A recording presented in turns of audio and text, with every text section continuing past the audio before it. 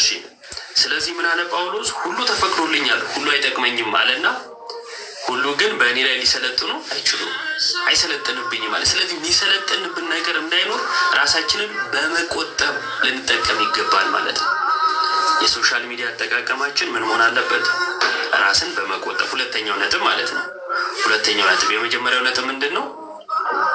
መጀመሪያ ላይ ያየ ነው ግብ ያለው መሆን አለበት። ግብ ሊኖረው ይገባል። ሁለተኛውስ ራስን በመቆጠብ ለምን አለ? ጊዜያችንን፣ ራሳችንን፣ ልባችንን እንዳንጎዳ ለሌሎች መልካም ነገሮች ያለንን ተነሳሽነት እንዳይገልብን ራሳችንን በመቆጠብ ራሳችንን በመቆጣጠር የሆነ ሊሚት ሊኖረው ይገባል ማለት ነው። አጠቃቀማችን በራሱ ለምን ሁሉ ነገር ቢፈቀድ እንኳን ሁሉ ጠቃሚ ላይሆን ስለሚችል ማለት ነው። ልክ ጳውሎስ እንዳለው ሁሉ ተፈቅዶልኛል፣ ሁሉ አይጠቅመኝም፣ ሁሉም ሊሰለጥንብኝም አይገባም።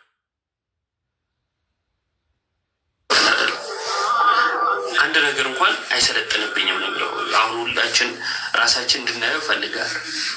የሆኑ የሰለጠኑብን ነገሮች አሉ ማለት የሆነ የገዙን ማለት ነው። ሱስ የሆኑብን ለሆነ ነገር ተገዢ ያልሆንም ትምህርት ያለበት ቤት እየደበረ ነገሮች ሌሎች ነገሮች ያሉበት ቤት መሄድ እንትን አይለንም፣ አያነሳሳንም። ሰው የሆነ ነገር ሰልጥኖብናል ማለት ነው። ሁለተኛው ነጥብ ራስን በመቆጣጠር መሆን አለበት። ሶስተኛው ሰውን የሚገነባ አይነት አጠቃቀም ሊኖር ይገባል። ሰውን በሚገነባ መልኩ መሆን አለበት አጠቃቀማችን። ሰውን ማቆሸሽ፣ ሰውን መናቅ ምናምን እንደዚህ አይነት ነገሮች ሊኖሩት አይገባም። ሰውን ማቃለል ሊኖሩት አይገባም። አጠቃቀማችን እጅግ በጣም መንፈሳዊ በሆነ ቁጥር ወደ እግዚአብሔር ወይም ወደ መንፈሳዊ ነገር እየተጠጋን እንሄዳለን ማለት ነው። አጠቃቀማችን በራሱ ማለት ነው። ክፉ ቃል ከአፍ አይውጣ ይላል ጳውሎስ በኤፌሶን መልእክቱ ላይ። ስለዚህ በሶሻል ሚዲያ ላይ ሰውን የሚያቆሽሽ፣ ሰውን የሚያቃልል፣ ሰውን የሚያሳድድ አይነት ነገሮች የምናደርግ ከሆነ የሶሻል ሚዲያ አጠቃቀማችን ቀይ መስመር ስቷል ማለት ነው። ጥያቄ ምልክት ውስጥ ገብቷል ማለት ነው። ስለዚህ ሶስተኛው ነጥብ ሰውን በሚገነባ መልኩ መሆን አለበት ማለት ነው። አራተኛው ነጥብ እውነትን የሚያከብር ወይም እውነተኛ የሆነ መሆን አለበት። የመጀመሪያው ነጥብ ያስኩትን ነው። ቀድሜ ያስኳቸው ነገሮች ስለሆኑ እነሱ ነው ነግራችሁ ከምንም ጋር እንዳትለኝ። ባልተረጋገጠ ወሬ ነገሮችን ይሄ የሚረብሽ መልኩ የሚረብሽ ነገር ውስጥ መግባት የለብንም። ጠፋች ደግሞ። እሺ እንቀጥላለን። እስከዛን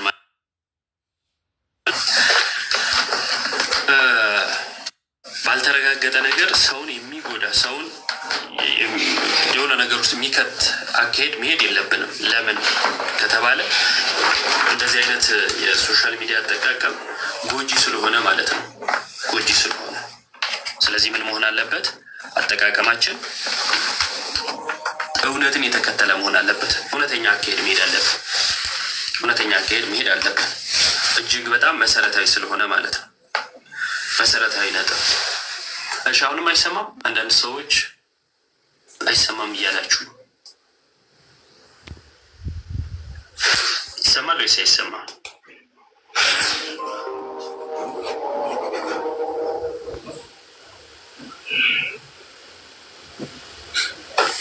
እሺ ይሰማል። እሺ እንቀጥል። ባልተረጋገጠ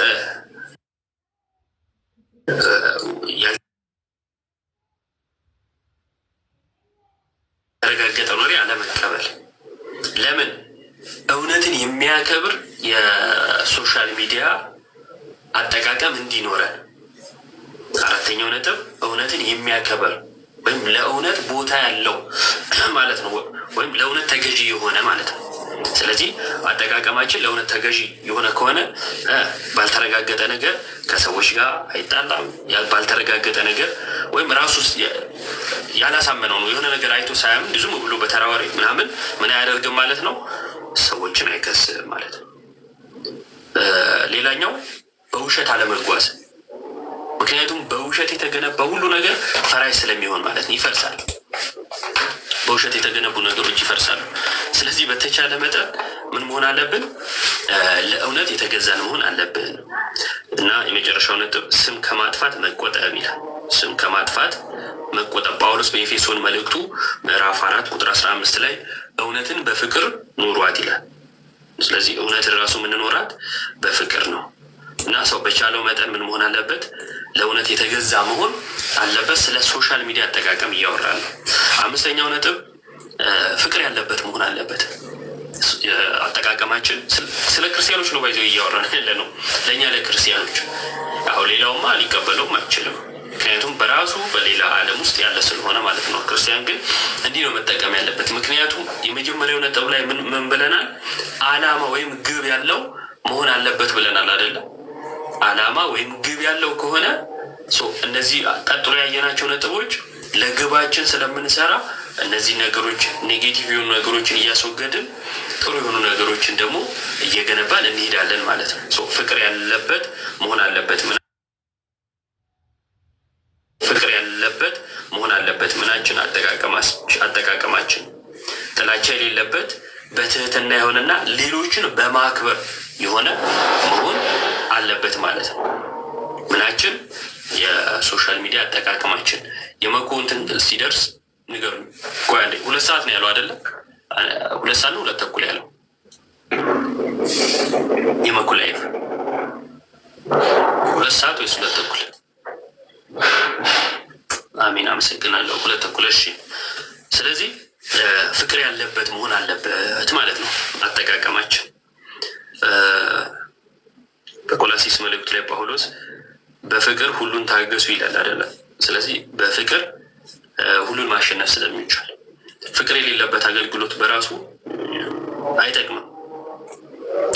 በመላእክት ልሳን ብናገር እንኳን ነው የሚለው። በመላእክት ልሳን ብናገር እንኳን ፍቅር ከሌለኝ ከንቱ ነኝ፣ እንደሚሿሿ ጽናጽል ነኝ ይላል ጳውሎስ። ስለዚህ ፍቅር በጣም አስፈላጊ ነው። የትኛውም ክርስቲያን አሁን የምንጠቀማቸው ነገሮች አሉ፣ የሶሻል ሚዲያዎች፣ እነዚህ ነገሮች ሁሉ ሲጠቀም በፍቅር መሆን አለበት። ለሁሉ ነው ታዲያ። ለሆኑ ሰዎች ፍቅር፣ ለሆኑ ሰዎች ጥላቻ መሆን የለበትም። እሱ ክርስትና አይደለም። አንዳንድ ሰው ይገርመኛል። እንደ ክርስቲያን አክት ያደርግና መውደዱ ለሆኑ ሰዎች ይሆንና ለሆኑ ሰዎችን ይጠላል። እንደዛ አይደለም። እነዚያ ክርስቲያን ወንድሞች ናቸው። እነዛ ክርስቲያን የተባሉት በክርስቶስ ደም ነው። እወዳቸዋለሁ የምንላቸውም የተዋጁት የመጡት ወንድም የሆኑት በክርስቶስ ደም ነው። ስለዚህ ክርስቶስ ለሁሉ እኩል የሆነው ደሙን ካፈሰሰ እኛ ማንንና ነው አበላልጠን እነንትናን ክርስቲያን እነንትናን ይህ ክርስቲያን ልናደርግ ወይም እነንትናን ወንድም እነንትናን እንደዛ ልናደርግ የምንችለው? ስለዚህ ፍቅራችን ያለ ግብዝነት ለሁሉ የሆነ መሆን አለበት። ስለዚህ የሶሻል ሚዲያ አጠቃቀማችን በፍቅር መሆን አለበት። ሌላኛው 6ኛው ነጥብ ራስን የሚጠብቅ መሆን አለበት። ራሳችንን በመጠበቅ ለምሳሌ የህይወት ግላዊ የሆኑ የህይወታችን ነገሮች በግል በመያዝ በጣም ይሄ በተለይ መሰረታዊ ነገር ነው። በጣም ብዙ ሰዎችን ወደኋላ የመለሰ ብዙ ሰዎችን የጎዳ ነገር ነው። የሶሻል ሚዲያ አጠቃቀማችን የግል ህይወታችን ጋር ካለው ነገር ጋር ተደባልቆብን ብዙ ነገሮች ውስጥ ልንገባ ስለምንችል ማለት ነው። ሁላችሁ ታውቃላችሁ፣ ትታዘቡታላችሁ ብዬ አስባለሁ። ለምሳሌ ሶሻል ሚዲያ ላይ በትዳር ውስጥ ያሉ ሰዎች ካፕል ምናምን እየሆኑ ብዙ ላይፋቸውን ያሳዩና የሆነ ሰዓት ይጠፋሉ። በቃ እንደ አጋጣሚ ሆኖ ሰው ያየው ነገር አይበረክትም እና ፐርሰናል የሆኑ ላይፎቻችን የኛ ናቸው። ስለዚህ በቻለው መጠን ለራሳችን ነው ልንይዛቸው የሚገባው። ታው የግል ህይወታችንን ባወጣናቸው ቁጥር የሁሉ ነው የምናደርጋቸው፣ የግል መሆናቸው ይቀራል።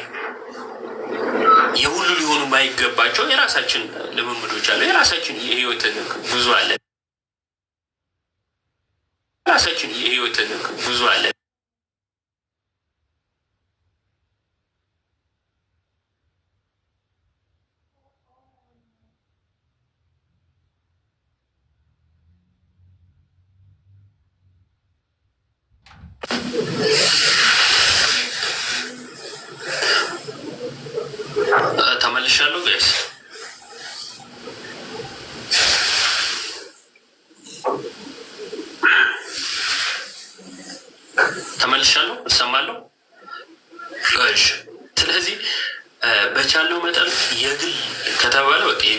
ህይወት ነው፣ የማህበረሰብ አይደለም። እና ማለት የሶሻል ሚዲያ እንትን አይደለም። እና በቻልነው መጠን የግል ህይወታችንን መጠበቅ አለብን፣ ለግላችን ማለት ነው። ራስን መጠበቅ በሚለው ነጥብ ውስጥ የምናየው እሱ ነው። ሌላው ራስን ከክፉ ተጽዕኖ መጠበቅ ምን ማለት ነው? ይህ ክርስቲያን የሆኑ መንገዶች እንደሆኑ እያወቅን በሶሻል ሚዲያ አጠቃቀማችን ራስን ከመጠበቅ ውጭ በሆነ መልኩ ለእነዛ ነገሮች ተገዢ እንዳልሆን ክፉ እንደሆኑ እየታወቀ እንኳን አንዳንድ ሰው ባልሆነ ነገር ውስጥ ይገባል። እና ሰው በቻለው መጠን አጠቃቀሙ ምን መሆን አለበት ማለት ነው? ራስን በመጠበቅ መሆን አለበት ማለት ነው። ምሳሌ ላይ ልብህን ጠብቅ የሚል ቃል አለ። ልንጠብቅ የሚገባ ነገር ስለሆነ ነው። በጣም መሰረታዊ ነገር፣ ቅድም ያልኳችሁ ነገር አለ። ሁሉ ዝም ብለን የምንል ከሆነ ራሳችንን እንጎዳለን፣ ልባችንን እንጎዳዋለን፣ ከሰዎች ጋር ያለንን ሪሌሽን ይጎዳብናል ብያችኋለሁ። ስለዚህ ሶሻል ሚዲያ አጠቃቀማችን ራሳችንን ማይጎዳ መሆን አለበት ማለት ነው። የመጨረሻው መጠን፣ በሁሉ ነገር ላይ መጠን በጣም መሰረታዊ ነገር ነው። በነገራችን ላይ በሁሉ ነገራችን መጠነኛ ልንሆን ይገባል። መጠን ያለው ለሁሉ ነገር ገደብ ሊኖረን ይገባል። ለአጠቃቀማችን ገደብ ሊኖረን ይገባል። ከሰዎች ጋር ባለን ግንኙነት ገደብ ሊኖረን ይገባል። ስናወራ የምናወራቸው ነገሮች ላይ ገደብ ሊኖረን ይገባል።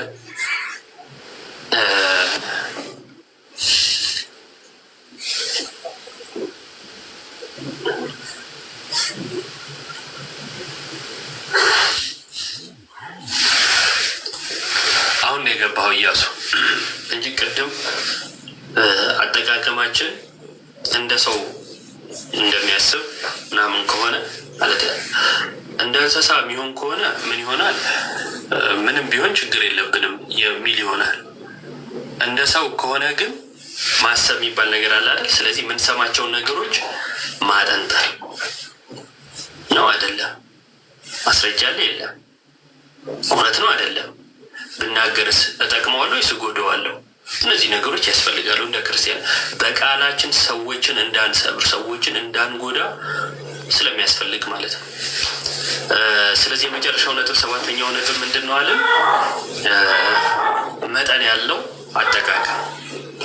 ለምሳሌ ዝም ብለን ቲክቶክ ላይ ገብተን ሁላችን ጋር ያለ ችግር ነው። በነገራችን ላይ ለእኔም ጭምር ለሁላችንም ነው ስናገር ለ5 ደቂቃ ዝም ብለን ስክሮል እያደረግን ቪዲዮዎችን ስናይ ፍሬ ላናገኝባቸው እንችላለን። ዝም ብለን እያሳለፍን ማየት፣ እንስቃለን፣ እናዝናለን፣ እንስቃለን፣ እናዝናለን፣ እንገረማለን እያለን ነው የምናልፋቸው በቪዲዮዎቹ ማለት ነው። የተለያየ ቪዲዮ ስለሚመጣ አንድ ነገር ላይ ቆም ብለን ትምህርት የምናገኝበት ማይሆነው ለምንድን ነው?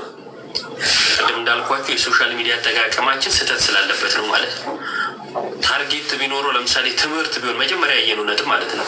ትምህርት ቢሆን ዝም ብለን እያሳለፍን ጊዜያችን አናባክን፣ እንማራለን ማለት ነው። ያው ብዙ ጊዜ ላይቭም ስንገባ ከወንድሞቹም ጋር ትምህርት እናነሳለን አይደለም? ትምህርት ላይ በጠነከርን ቁጥር ለራሳችንም ለሰዎችን መዳን ምክንያት እንሆናለን። ስንጠየቅ የማናፍር እንሆናለን። አንዳንድ ሰዎች አሁን መንገድ ላይ ተይዘው ሲጠየቁ ለመመለስ የሚቸገሯቸው ነጥቦች ምናምን እናያለን አይደለም? እጅግ በጣም ቀላል የሆኑ ሁሉም ክርስቲያን ሊያውቃቸው የሚገባ ምናምን ከባድ ነው። እና እንደዚህ አይነት ነገሮች መሳት አስታውሳለሁ። አንድ ሚዲያ ላይ አንድ አርቲስት ነች እና ጥያቄ ገና አካባቢ ማለት ነው ጌታ ልደት አካባቢ ላይ በኦርቶዶክስ ቤተክርስቲያን አስተምሮ መሰረት ጌታ ኢየሱስ ስንት ልደት አለው የሚል ጥያቄ ተጠየቀች። አንድ ነው አለች፣ በኮንፊደንስ ማለት ነው። እና አንድ ነው አለች። ከዛ ሌላኛው አርቲስት እንደዛው መለሰው ማለት ነው። ከዛ ያንን ከመቀበል ወላ እሷ እንዴት ሆኖ ወደ ማለት ገባች ማለት ነው። ለመሰላችሁ ቀድመን ማወቅ አለብን። ቀድመን ማናውቅ ከሆነ በተለይ በሰዎች መካከል አለማወቃችን ሲገለጥ ሰዋዊ እንትናችን ይወጣና አለማወቃችን ወደ ማወቅ ከማለት ይልቅ ለመሸፋፈን ምናምን ስንሄድ ብዙ ስህተቶችን ስለምንሰጥ ማለት ነው። መጠን ያለው መሆን አለበት። ማህበራዊ ሚዲያ መሳሪያ ነው መሆን ያለበት። ለምን? ግብ ስላለ መጀመሪያ ያየነው ነጥብ ማለት ነው። ግብ ካለ መሳሪያ እናደርገዋለን። በሁሉ ነገር ውስጥ ዋናው ህይወት ነው፣ የራሳችን ህይወት። ስለዚህ ልንጠብቀው የሚገባ ፐርሰናል ጉዳዮች አሉ ምናምን ቅድም እንዳልኳችሁ ማለት ነው። ከልክ ያለፈ ነገር ሁሉ ደግሞ ጉዳት አለው፣ ውጤቱ ማለት ነው ጉዳት አለው። ስለዚህ በጥበብ የምንጠቀም ከሆነ ምን እናገኝበታለን? በረከት እናገኝበታለን። የሆነ የምናገኝበት ነገር ይኖራል። ስለዚህ ሶሻል ሚዲያ አጠቃቀማችን እንዲህ መሆን አለበት ብዬ አስባለሁ። እናንተስ? ብዙ ነገሮች ካጠቃቀም ጉድለት ስለሆነ ማለት ነው ከብዙ ሰዎች ጋር የሚያቀይሙ፣ ከብዙ ሰዎች ጋር የሚያጣላን፣ ብዙ ሰዎችን ባልሆነ መልኩ የምንፈርጀው በሆነ መልኩ ምናምን ብዙ ነገሮች አሉ እና ልነግራችሁ የምፈልገው ነጥብ ምንድን ነው? የምታዩት ሁሉ ያ ነገር ነው ወይም ልክ ነው ማለት አይደለም። የታየ ሁሉ ልክ ሊሆን አይችልም። አይደለም። በተለይ ሶሻል ሚዲያ ላይ ብዙ ነገሮች ፌክ ናቸው። ብዙ ነገሮች ሰው በህይወቱ ማይኖረውን ወጥቶ የሚያወራው እኔንም ጨምሮ ሁላችንም ማለት ነው። የሚያሳየን ቀርጾ የሚያሳየን ማይኖረው ነው። ቅድም ያልኳችሁ ይሄ ፐርሰናል ላይፍ ከማሳየት አንጻር ለምሳሌ ካፕል ሆነው ምናምን መጥተው ሲያሳዩ በቃ ያጓጉናል ምናምና ሁሉ ያ ነው ማለት አይደለም። ህይወት ማለት ህይወት የነዛ ሰዎች ህይወት በቃ ሁሉ ካሜራ ላይ እንደምናየው ነው ማለት አይደለም። በጣም ተቃራኒ የሆነ እጅግ በጣም የሚከብድ ላይፎች ይኖራሉ የሚያሳልፉት፣ ግን አያሳዩ ነው። ስለዚህ ሶሻል ሚዲያ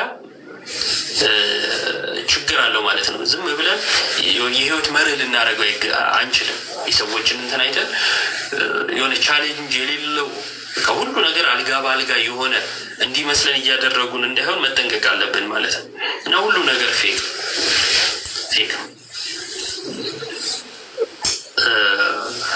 እንደዛ ነው። እዚህ ጋር መጽሐፍ ቅዱስ ከፍተን ምናምን ስላወራን ወይም ደግሞ እንደዚህ የሆነ ነገር ስላደረግን ብቻ በምናደርገው ነገር እኛ ጥሩዎች ንጹዎች ምናምን ተብለን የምንሰየም ላንሆን እንችላለን። ስለዚህ አይምሮ አለን እያንዳንዳችን ስንሰማ የምንሰማውን ነገር በምን ማየት አለብን? በአንክሮ ማየት አለብን። እንዴት፣ ለምን መጠየቅ አለብን። አይምሮችን ጠያቂ መሆን አለበት። ሁሉን ዝም ብለን መቀበል፣ ሁሉን ማመን፣ ሁሉም ጋር እየሄዱ ልክ ነው፣ ሁሉም ጋር እየሄዱ ጀግና፣ ሁሉም ጋር እየሄዱ ትክክል ምንል ከሆነ አስቸጋሪ ነው። ራሳችንም እንጎዳለን፣ ሰዎችንም ወዳልሆነ ነገር ልንጨምር እንችላለን። ስለዚህ ለምናደርገው ነገር ጥንቃቄ ያስፈልጋል ማለት ነው። ልላችሁ የምፈልገው ይህንን ነው። ሌላው ከገረሙኝ ያው ነገሮች አንዱ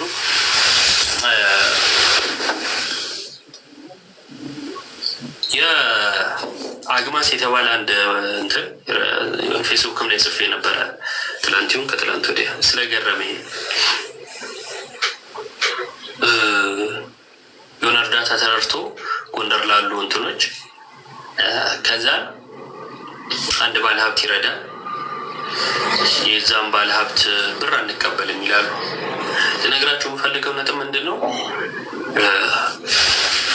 እንትኑ መግለጫውን አይቼዋለሁ እና መግለጫው ላይ ከሃይማኖት ነፃ ስለሆነን ይላል፣ ከፖለቲካ ነፃ ስለሆነን ይላል እና እንትኑን ገብቻ እየውት የቲክቶክ እንትናቸው ሙሉ ሙስሊሞች ናቸው የሚያስተዋውቁት፣ ሙሉ ሙስሊሞች ናቸው የሚሰሩት። እዛ ላይ የተለቀቀው ላይ ነው የምላችሁ እና ከሃይማኖት ነፃ ስለሆነን ከፖለቲካ ነፃ ስለሆነን አሉ። የሆነ ሰው ፖለቲከኛ ስለሆነ ብሩን አልቀበልም ማለት ራሱ ፖለቲከኛ እኮ ነው። ፖለቲካ ማለት ፖለቲከኝነት ነው።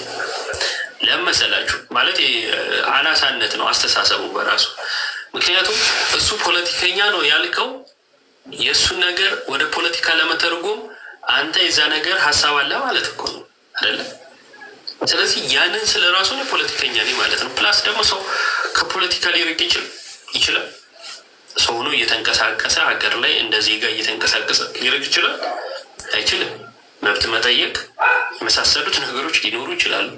ሁሉም ፖለቲከኛ ነው እያለን መፈረጅ አንችልም ማለት ነው። ስለዚህ ለምንድን የእርዳታ ማህበር ነኝ ያለው እንዲህ ሊል የቻለው ከተባለ ራሱን የቻለ አካሄድ አለው እና ኦርቶዶክሳውያን በብዙ ነገር ላይ መጠንከር እንዳለብን ነው የሚሰማኝ። በኢኮኖሚ በማህበራዊ ተቋማት ውስጥ ባለን ቦታ በመሳሰሉት ኦርቶዶክሳውያን መጠንከር አለብን ከጀርባው ብዙ ነገር ስላለ ማለት ነው እና ያ ነገር ስለገረመኝ ነው። ሌላው ብዙ ነገሮች ሲባል እና ምን ያየኋቸው ልል ፈልጌ ግን ይቅር። እሺ እስካሁን ያነሳናቸው ነጥቦች ግን ተረድታችኋል? አሪፍ ይጠቅማሉ ብላችሁ ታስባላችሁ? አላፋት ዝማሬ ምን ሆነ ፓፓ? እዛው እያጠናው ነው መዝሙር፣ እዛው እንገናኝ። ምን አድርግ ነው የምትለኝ? ይጠቅማል ብላችሁ ታስባላችሁ? ሌላ ቀንም እንደግመዋለን። ጻፉ እስኪ ብላችሁ ይጠቅማል ወይም ተረድተነዋል ብላችሁ ታስባላችሁ? እሺ ከሆነ እንተግብረው፣ ሁላችንም እንተግብረው። ይጠቅመን ከሆነ እንተግብረው፣ አስፈላጊ ስለሆነ ማለት ነው።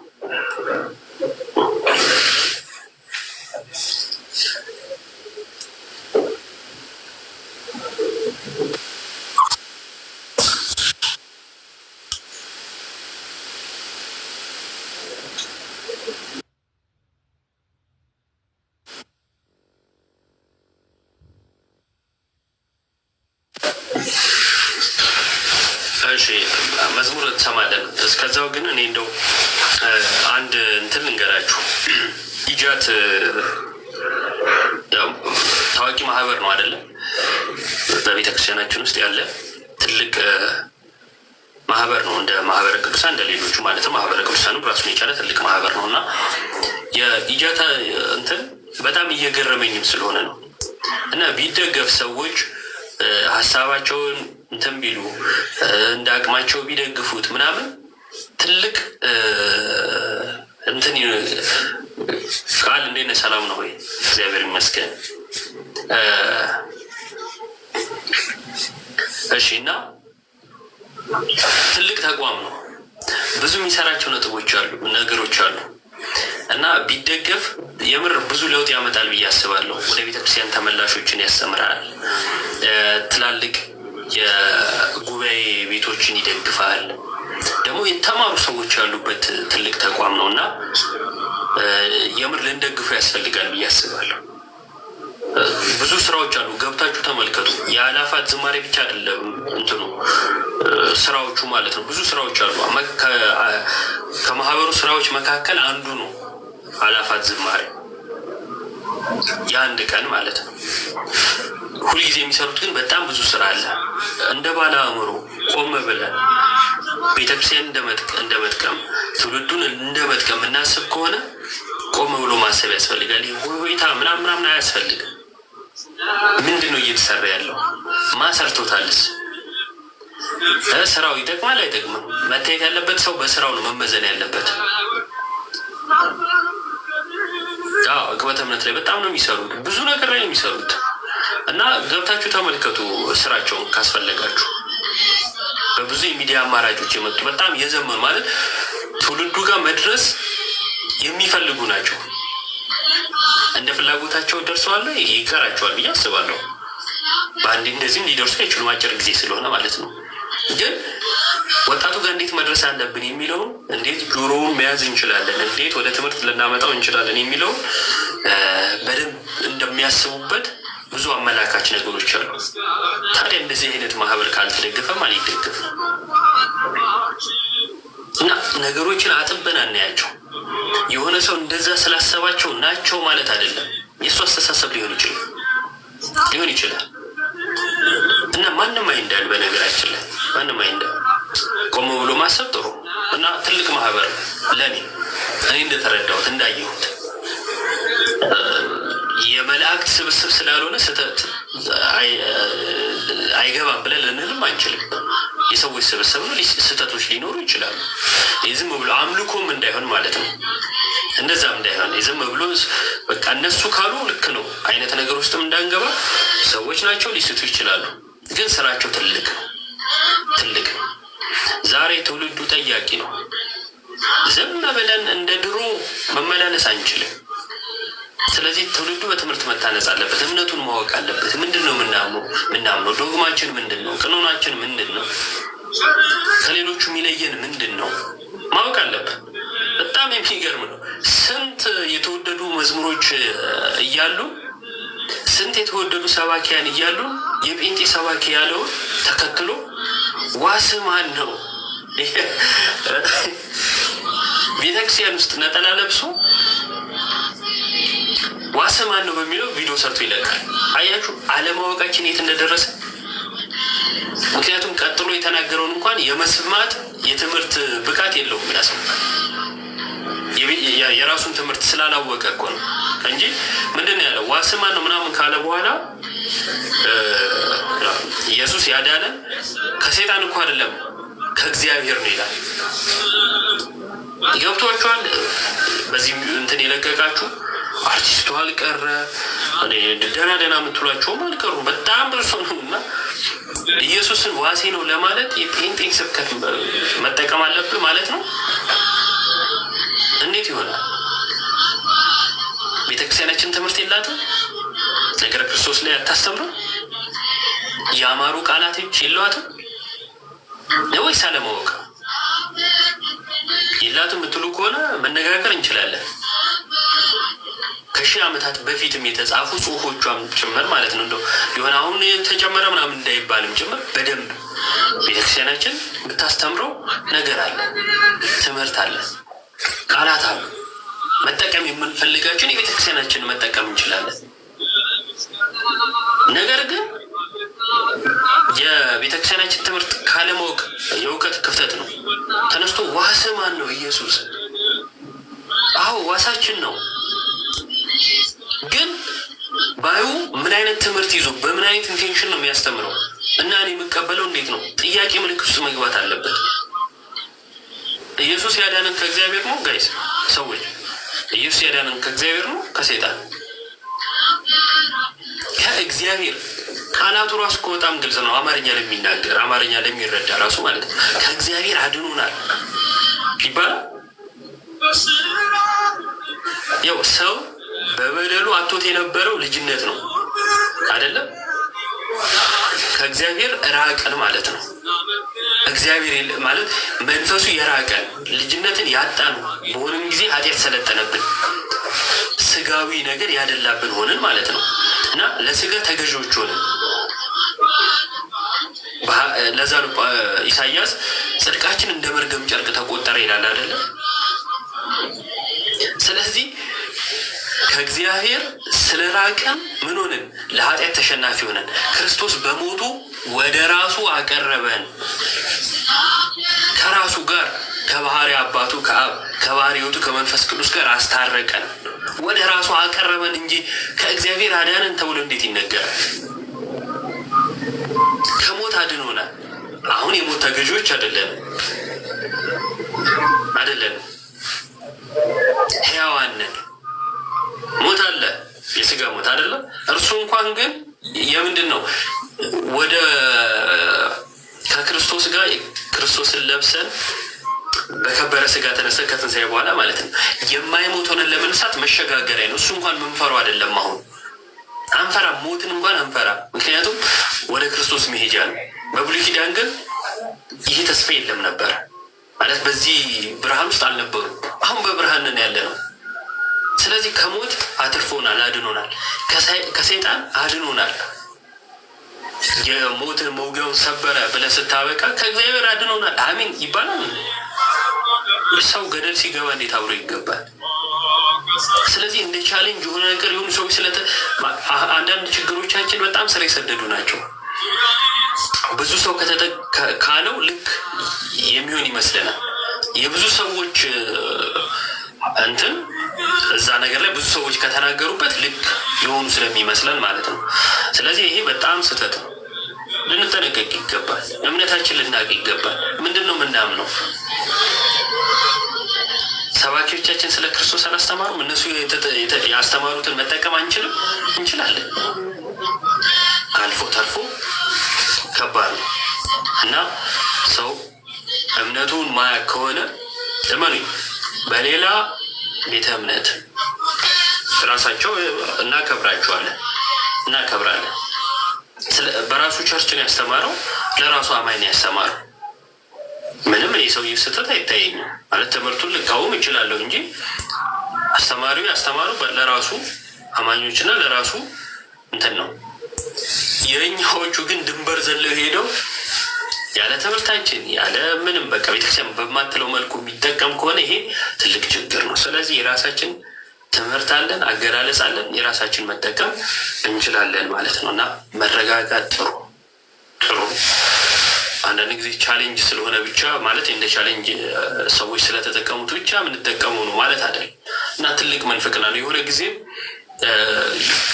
ቪዲዮ ሰርቼበታለሁ። እሱ ደግሞ ምንድን ነው የህይወቴን መጽሐፍ ምናምን የሚል መዝሙር አለ አይደል? የጻፈው እርሱ ነው ምናምን። ከዛ ምንድነው ሀሳቡ? ግጥሙ ጠፍቶብኛል። ያው ሊይዘውም አይጠበቅብኝም ማለት ቪዲዮ ስሰራ ነው ይህንንም እንትን ያልኩትና ለመግለጽ ስለያዙ ምንድን ነው ተራኪ አለ፣ ከዛ ተዋኝ አለ።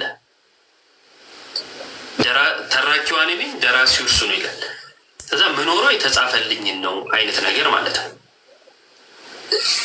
የተጻፈን መኖር እና የምንኖረው መጽሐፍ የተለያዩ ነገሮች ናቸው። ቅድመ ውሳኔ ፕሪደስቲኔሽን አይነት ነገር ማለት ነው። ቀድሞ የተጻፈ በእስልምና ምንድነው የሚባለው?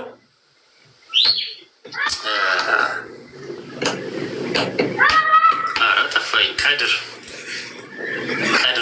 ይሉታል። በካልቪኒስቶችም ይታመናል፣ ሉተራኖቹም ጋር አለ እንደምታውቁት። እና ቅድመ ውሳኔ አለ። ቀድሞ የተወሰነውን መኖር ማለት ነው። የምንድነው በነፃ ፈቃዳችን እኛ ስለፈቀድን አምነን ሳይሆን እኛማ ማመን የማንችል ሙት ሆነን ከዛን እንድናምን ያደርገንና ምናምን አይነት ነገር ማለት ነው። በእስልምናው እንደዛ ሙሳና አዳም ተከራከሩ። ከዛን ሙሳ አደምን ወቀሰው። በአንተ ምክንያት እኮ ነው ከገነት የወጣ ነው ከጀነት የወጣ ነው ምናምን ብሎ ይወቅሰዋል። ከዛ እኔ ምን ላድርግ ከመፈጠሬ ከ60 ዓመት በፊት አላህ ቀድሮብኝ ነው ወስኖብኝ ነው ይላል። ከዛ አሸነፈ ይላል። አደም አሸነፈ። ስለዚህ ቅድመ ውሳኔ ማለት ነው። እና ያ መዝሙር ገለጻው እንደዛ ነው ላችሁ የፈለጉት ነው ገለጻ ያ ነው። እና ያንን ገለጻ ካለመረዳት ሲጠቀሙት ነበር። ትምህርት አለ፣ መጽሐፍ ቅዱስ ያስተማረን አባቶች ያስተማሩን ትምህርት አለ። ያ ትምህርት ዳኛ ነው እና መግለጫ አለን። ምናምነው እምነት የታወቀ ነው። የሆኑ ሰዎች ደስ ሲላቸው እስከዛሬ ይሄኛውን አላመነውም አይደል፣ እስኪ ደግሞ በዚህኛው እምነት እንሞክረው እየተባለ እምነት አይታመንም። ይሄኛውንስ ብንሞክረው እንደዚህ እኮ አላመንም ነበር እየተባለ እምነት ይቀየራል? አይቀየርም። እምነት አለን፣ ማብራሪያዎች አሉ፣ የእምነት አባቶች አሉ ወዘተ ማለት ነው። ስለዚህ ምናምነው እምነት የታወቀ ስለሆነ የምናምነውን እምነት ትተን የማናምነውን ከሚያምኑት ጋር ተባብረን መታየት አይጠበቅብንም ማለት ነው። ልክ አይደለም። ጥንቃቄ ያስፈልጋል። እና ደራሲው እርሱ ነው፣ ተራኪዋ እኔ ነኝ ምናምን የሚባል በቤተክርስቲያናችን እንደዚህ አይነት ትምህርት የለም። በልምድ የተጻፈልኝን ነው የምኖረው ምናምን የሚል አገላለጽ በራሱ ልክ አይደለም።